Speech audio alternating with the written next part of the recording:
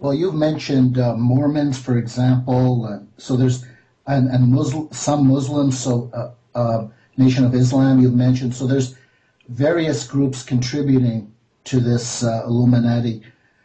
You mentioned the Illuminati agenda. Uh, is this financial breakdown that we're seeing now the financial breakdown that they predicted will lead to martial law? I believe so. That is why I'm on this program. I feel that very strongly. Will it come tomorrow? I don't know. Is it coming? They're definitely pushing that. There are other forces that could come and maybe postpone that, or they might postpone it themselves if they have a reason to believe that they're not going to be able to pull it off like they desire to pull it off, whatever that means for them. But definitely, this is a very big attempt in shifting financial resources from those who are not in the Illuminati to those who are a part of it. And make no doubt about it, they have been planning this for a very long time. This is not a surprise to them. Well, this is a good moment to pause for 3 minutes, and then we'll have a 17-minute segment without commercials. Thank you, Marianne. We'll be back in 3 minutes.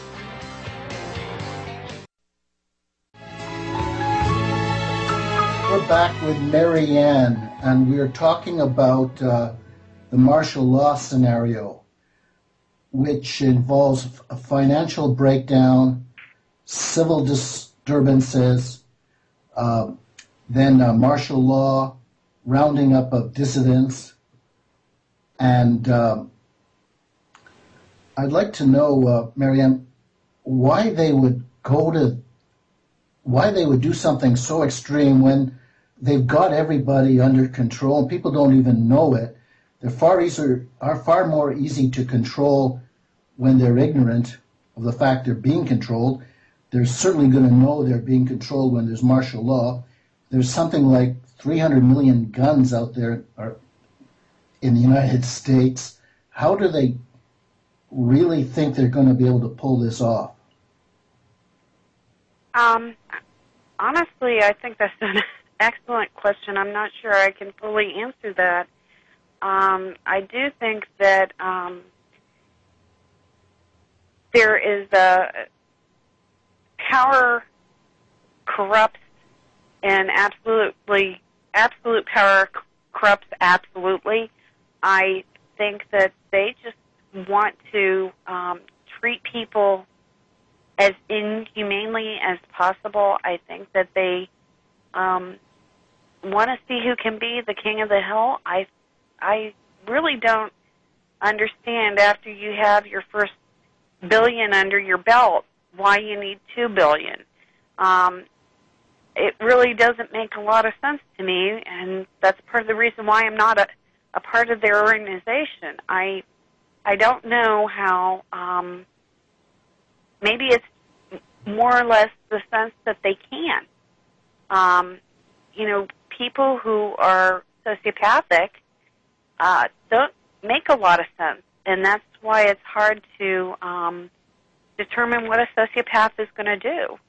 And I definitely think that the people in the highest levels are typical sociopaths. If you do any study in that realm, I think that they fit the description pretty well. So it doesn't make a lot of sense to me, but I do know that that is something I heard all my life. And so I know it's an agenda, a desire. I know they want to control Jerusalem. They are very superstitious in a sense. They believe that they attain power through raping people. They believe that they attain power by killing people.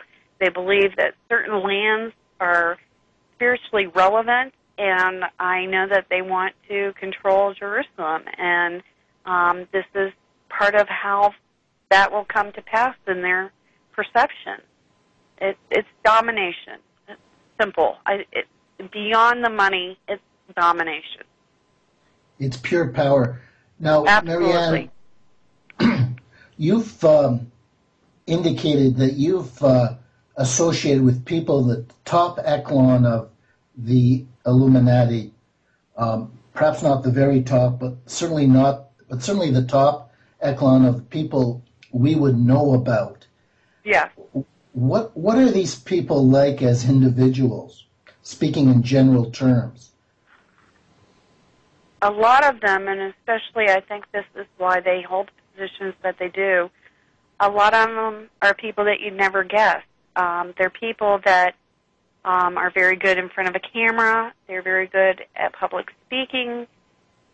They have a way about themselves that's very charismatic, and that's specifically why they're often chosen for the particular position that they're in, is because we all have aptitudes, and this is something they study from very young ages, and something that they are constantly grooming.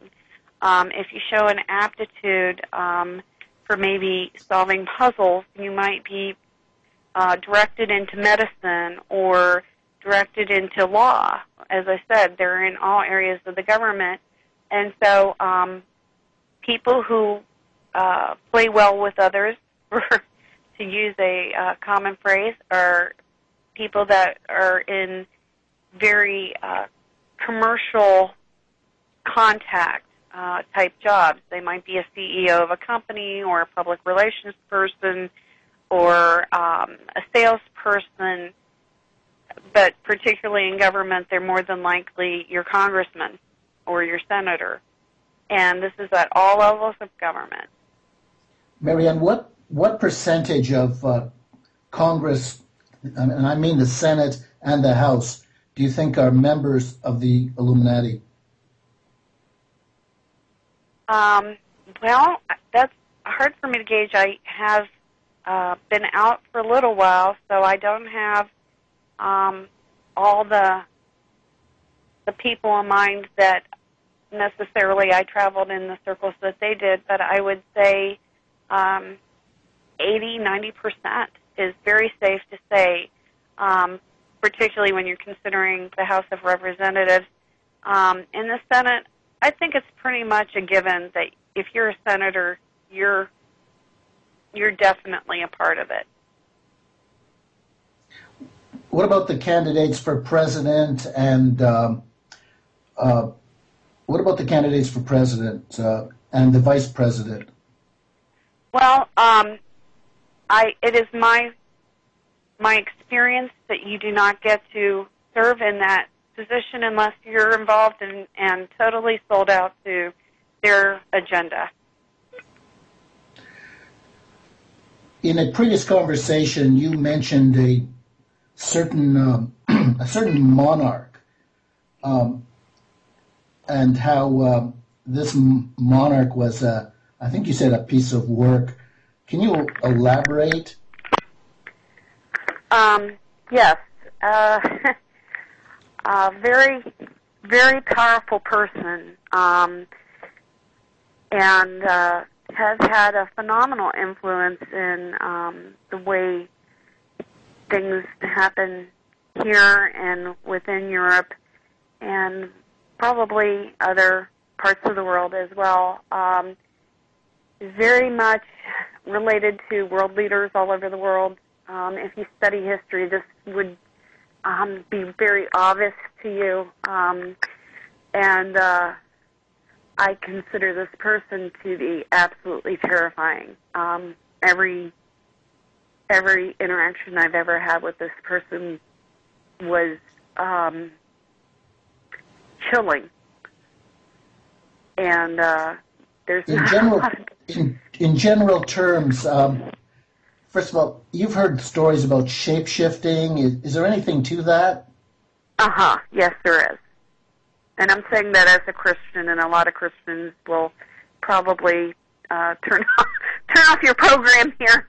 Yes, absolutely.